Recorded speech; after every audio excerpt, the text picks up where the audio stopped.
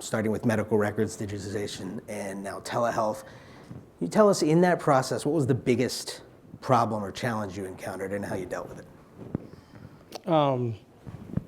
People. Seriously. You know, the biggest problem was in particular, our physicians had a bond with the patient, and it was all personal. And it was the personal touch, the personal voice, the personal phone call. The physician is the advocate of the patient. Then you have the nurses and others.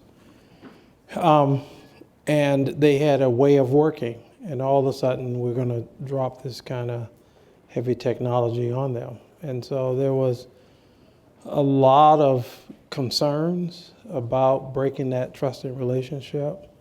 A lot of questions as to whether or not it would really work in the healthcare industry. You know, you heard a lot of why we are different.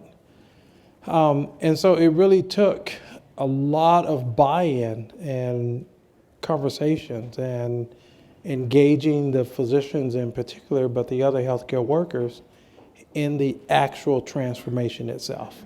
And so ultimately it wasn't done to them, they were a part of it.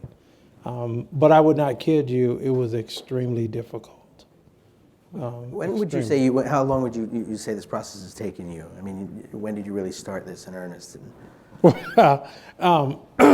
been on the journey for building the ideal medical record for at least 30 plus years.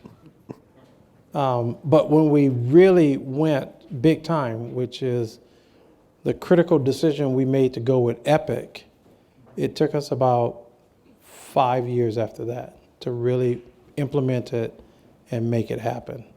The other thing is each physician, you know, has a commitment to each patient.